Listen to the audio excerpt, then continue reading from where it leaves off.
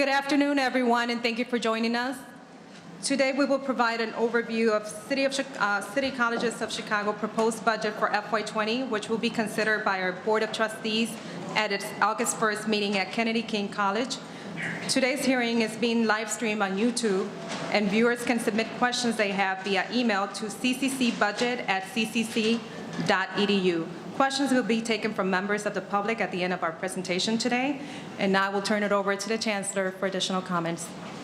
Thank you, CFO Rodriguez, and thank you in particular to Deputy CFO Jeff Wong, to the entire budget team. I know this season is a very busy one for you all, and I appreciate all of your hard work in this effort. But I also know it is a team effort involving our college presidents. I want to thank each of our college presidents for your leadership and all of your faculty and staff that have been engaged in some way over the course of several months and quite frankly the entire year, because this year we introduced the new budget tool, Anaplan, that will bring greater efficiencies and capabilities to City Colleges of Chicago.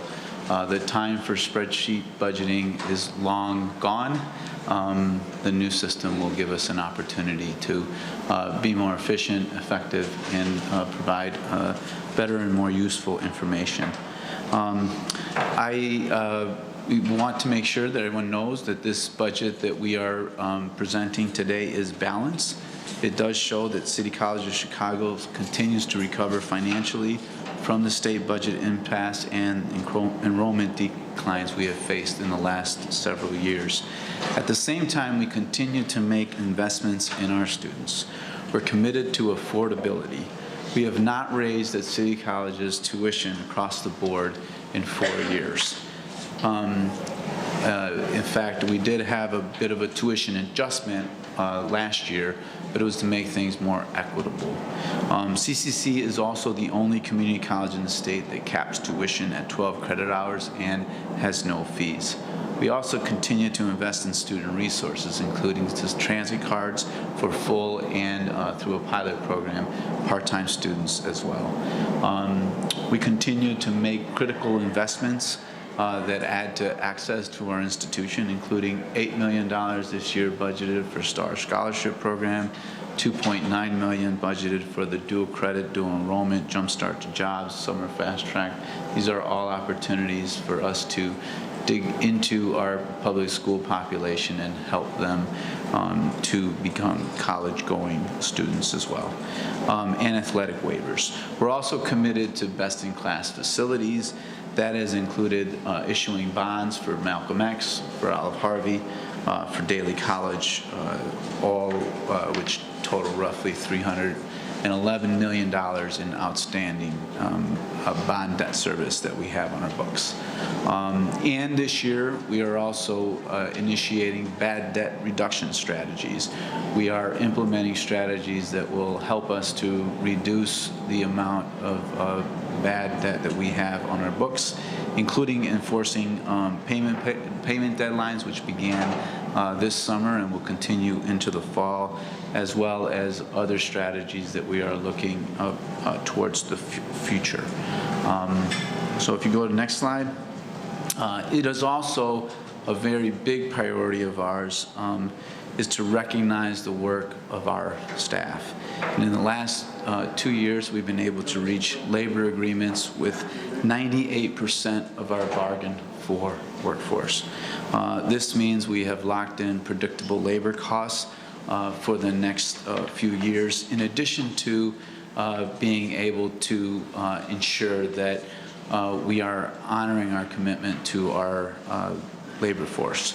We maintain these priorities in an environment where City Colleges has faced historic enrollment declines from which we continue to recover. In fact, our declines have been steeper than our peers in Illinois and nationally. I believe you're looking at a graph that shows this. That gap is beginning to close and narrow, but at one point was pretty wide. And as you can see here, I've got another slide for you. If you can switch to the next one. As a system, we are beginning to level out. You'll see that we're just about average from last year, spring to spring, in comparison to other colleges in the state of Illinois, okay? But I think it's really important for everyone to know that the cumulative enrollment change does impact our state funding.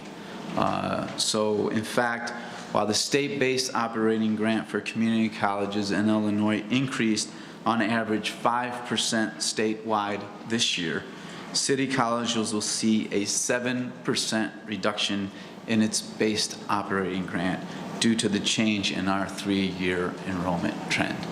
This is a formula that has been set and the distribution of base operating grants for many, many years. The fact that our declines were greater than other state community colleges' declines is a big reason, our past declines, a big reason why we did not see that bump. As many of you know, we've taken numerous steps over the past 2 years to rebound from reducing administrative positions and administrative benefits to making operational efficiencies and launching a planning process to reverse enrollment trends. We continue to make strategic choices in this budget to achieve balance. However, our staffing remains out of proportion with today's smaller student population. In this budget, we make the difficult decision to lay off 29 non-faculty staff to more closely align staffing with our enrollment size. Please know that staffing decisions are taken very seriously and are made after we have employed a wide range of other strategies. We all deeply value the work that our staff does every day. I want to remind everyone that our work on enrollment requires urgency, an urgency to ensure that we are making every possible opportunity available for students to be a part of this great institution and to continue to be a part of this great institution. Our teams at each of the colleges have been working along with district staff to build strategic enrollment plans that are guiding our work this summer and that will continue to guide our work as we move into the future. I'm now going to hand it over to CFO Rodriguez for the remainder of the presentation. Thank you, Chancellor. And now onto our FY20 budget highlights. There's obviously a lot more information available in the tentative budget book that is available online, but we will call out some key components on the next few slides. First, we will discuss our planned FY20 revenue, then a couple of views on our expenses. We will also then talk about City College's current cash position. Total revenue is budgeted at $315.9 million for FY20. The Illinois Community College Board, or ICCB, best practice recommends that a third of our revenue comes from each of the following sources: local revenue, tuition, and state funding. As you can see in this chart, we fall short on state funding at 20%, or $63.8 million, and on tuition at 28%, or $88.8 million. We make up for some of the shortfall in the local revenue, which includes property taxes and TIP revenue from the city, at 40%, or $127.6 million of our budget. The rest of our revenue sources come from the building sale proceeds and other revenue at $12.9 million, or 4% of our total budget, auxiliary and enterprise funding at $12.6 million, and other sources come from fundraising, investment income, and federal revenue. Our first view of expenses is summary by business unit or cost centers. 85% of total expenses is at the colleges or directly related to students, that is tuition waivers, debt service, and bad debt. And the remaining 15% is the district office. Our second view on expenses is shown by budget line or object. The biggest component of our budgeted expenses is salaries and benefits at 72%, or $228.8 million. The next biggest component is debt service at 8%, and these two items comprise 80% of the total budget. The rest of the expenses are in bad debt, scholarship and waivers, and other expenses.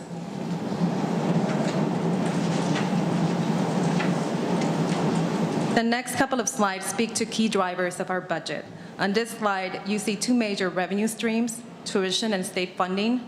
Tuition revenue has declined by $23 million or 21% since 2014 due to our continued enrollment declines.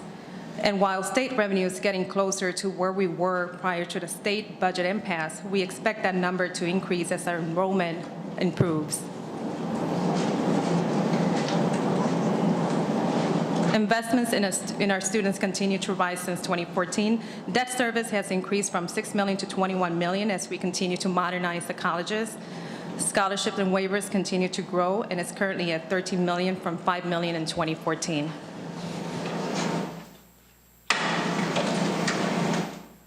Our cash position continues to improve since the state budget impasse a few years ago, which resulted in us using cash reserves until we hit a low point of $55 million in 2017. The sale of 226 West Jackson this year will help with both the FY20 budget and also continue to build our cash reserves. We begin FY20 hopeful in our capital plan. The state has legislated $27.6 million for city colleges as part of the recent state capital bill. However, we don't know anything yet about how or when funds will actually be dispersed to colleges and universities. Our total proposed capital plan for FY20 is over $42 million, and is contingent upon actually receiving the state funds and applying any required local match from CCC cash reserves.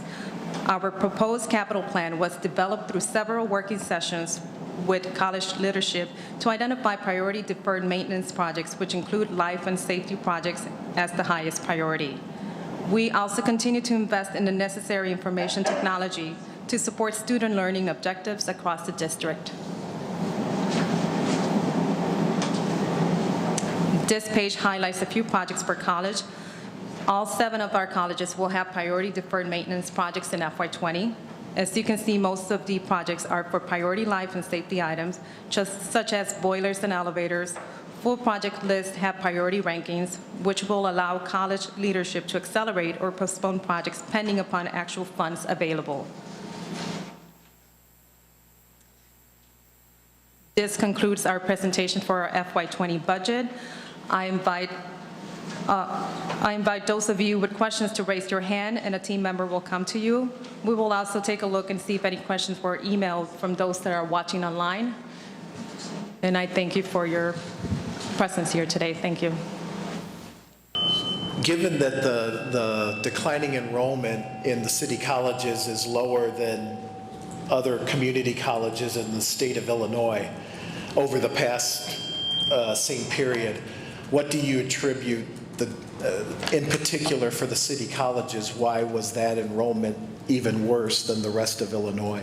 Yeah, I'll take that question, Tony. I've consistently said to every stakeholder that I've talked to about this matter that it's hard to pinpoint any one single reason. It's a confluence of things, I think, that were occurring in our environment. Some of them you could say out of our control, some of them within our control. I think obviously it was the time period where, state MAP grants, you say, well, that happens all across the state, except if you have a larger proportion of students that are very much dependent on those MAP grants, you've got a higher number of lower income folks, you're going to trend, where that's going to hurt you more, right? But the other thing is we've seen lost population. We've seen a very strong outward migration of particularly African Americans on the south side. We've also seen lots of gentrification near and around Truman. That has made enrollment in that area more difficult. These are some of the external factors. I think, there were some strategic choices that were made in this district, on areas of health career occupations, right, that have very likely, impacted enrollment too during that time period. So when you look at, and there was the specter of other potential closures of programs that made people, maybe reticent to enroll in those programs, right? So you put all of that together. There's also, by the way, while the Latino population continues to be a larger percentage of the overall population in CPS and as well in our district, immigration has slowed, right? And so, and then of course you have, the economic factor. We've, in the last couple of years, have been dealing with a growing and a stronger economy. And so you start to see, part-time students taking, just one less course, right? Because they're working a little more, right? So, we've got all of these things. They're all working during the same time frame. It's hard to pinpoint any one of the things. The one thing I know for sure, right, is that, we've got to get to the point of having college-specific strategies, okay? And that's the work that we're doing at each of the colleges, planning that's done from the base of the college, thinking about what is it that we can be doing to grow enrollment and what are the strategic areas for growth, in the future is an important, part of our overall equation. As is, by the way, we have in the sort of, particularly in the part-time market, right, lots of students that would take an extra course if it were available online, right? And so, we've got to be responsive to those opportunities that are available. Our students take a mix of courses that are, at our colleges and available online. And we pay a lot of attention to the quality of that programming. President Lopez will be doing a presentation at this coming board meeting, I believe, right? To talk about the online work. I think that will sort of help us with that base of students that is, working and going to school. I think that's a big thing. And then the other, I hope I answered the question. It's a whole confluence of things. And the most important thing is that we accelerate the work of the strategic enrollment, management planning, right? At least when I came in, we didn't have one that I could find, right? A strategic enrollment management plan. And we certainly didn't have one that was built from the base of our colleges, that, was worked from our colleges. And that's what we're working on now. So those should be available by the end of August, but our teams have been working on them, throughout the year. Did I answer your question? Yep. Do we have any more questions on time? Checked online, none. Okay.